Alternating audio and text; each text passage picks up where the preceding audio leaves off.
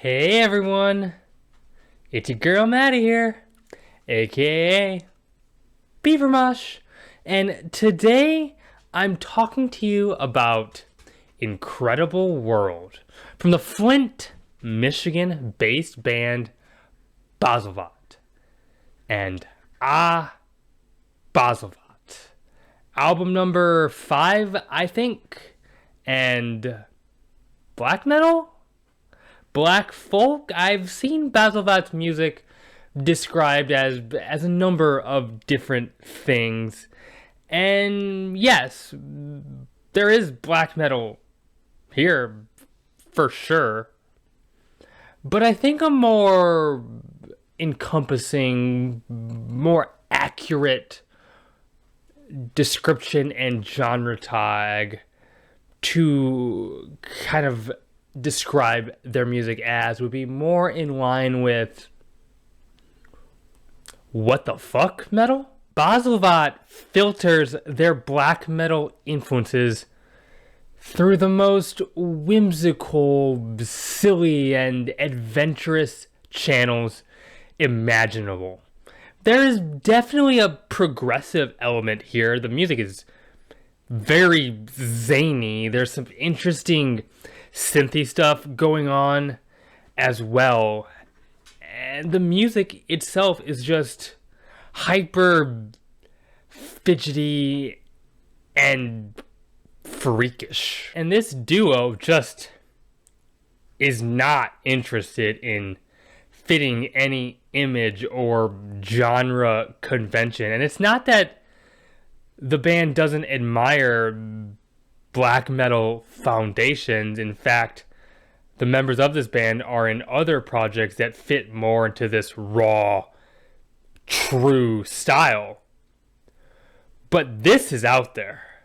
Even the cover arts that Baazlvaat plays with speaks to another dimension, another world that they are bringing you into. The music on Incredible World is just so abstract and so obscuring and just weird as all hell, but it's experimental in the most fun and rewarding way possible. It's just a joy to listen to.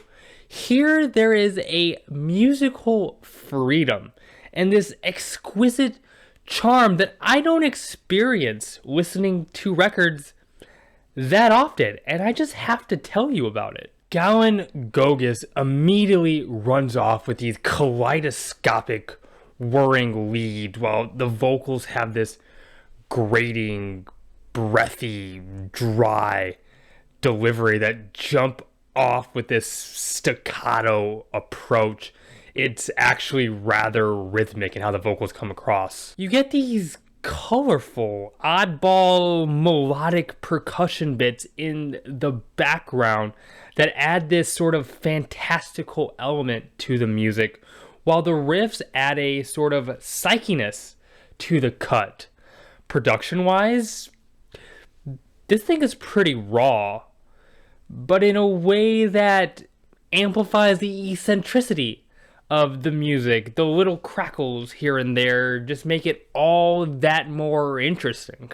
Never to Be Seen Again has this sort of nervous, pitter-patter energy with the guitars and the percussion popping off constantly, these little tings at you. It's really theatrical and bizarre in all of the correct ways. And these witchy vocals and these over-the-top cloudy synths, it rules. It's actually kind of funny, and not in a way that I'm making fun of it, more in a way that I'm in on the joke with Baazlvaat. Warblast features more of these chunky, bass-heavy riffs with this dirty fuzz and echo, while the vocals hit more of a low death growl territory almost. The percussion is so different here. It sounds almost wooden. Like a demonic clockwork toy factory. the corrupted Santa Claus of your nightmares. In Pursuit of the Great Death has these nice, dark, slithering guitar riffs. There is traditional black metal on the record from time to time. It's not always that off the beaten path. And you also get these really sweet, clean, operatic vocals that add a lot of passion to the track that are backed up with these ornate keys in a sort of magical kind of way. Caught in a Time Beyond features these rolling, buzzing guitars that fly out in this dual harmonic matter. It's so exciting, especially paired with these unchained vocals. It's pure chaos, and amongst the madness there's a lot of feeling. It's a real sense of melancholy leaking out of all of the music here. And the guitars have this somber tonality that is such a treat to my ears. The clean vocals here also back that up with a clear yearning being conveyed. The band is creating their own abstract tapestry, throwing whatever they can find and seeing what works. And a lot is working. Telemachus features these dense, sludgy riffs that are also playful at the same time. It's really crazy how they can do that. The band constantly is changing tempos and textures and adding layers and taking layers away at will. It's super off-putting, but at every moment it feels as if Baazlvaat knows exactly what they are doing. There is a method to the sheer madness that this band is cooking on this record. Paramorpheus has this lovely hypnotic synth intro. It's definitely sending messages to you from another realm that leads way into this grand, kind of folksy black metal riff. It's big and epic, and in a way that works for Baazlvaat's world. On this track, you get these tortured, whispered howls. This album can be as grim as any other raw black metal album when Baazlvaat wants it to be. And the track concludes on this end of a battle hymn on an acoustic guitar that you would expect to hear from a bard at an inn. The beginning and the end is like groove metal played by gnomes at a rave. The guitar tone here is off. It's not a good tone by conventional standards. Hear me out though. This tone, you can tell, is exactly the tone that Baazlvaat wanted. And in the context of what you're hearing it all in here on Incredible World, the tone is incredible. It has this strange hum and this bizarre bite to it. The music here is just so infectious and free and full of life. It's a joy of a track to engage with. The water above the sky has this real spacey ambience to it, while the bass is blown out to an uncomfortable degree, yet it's soothing. I don't know how that works, but that is exactly the sense I get. You get these sullen, patient synths and these minor key tremolos. It's really one of the more remorseful cuts on the record. One of my favorite riffs on the album you find on Receiver of the New Eclipse. These twisting, falling tremolos that have this sort of magical allure to them, paired with these really nasty, acidic vocals.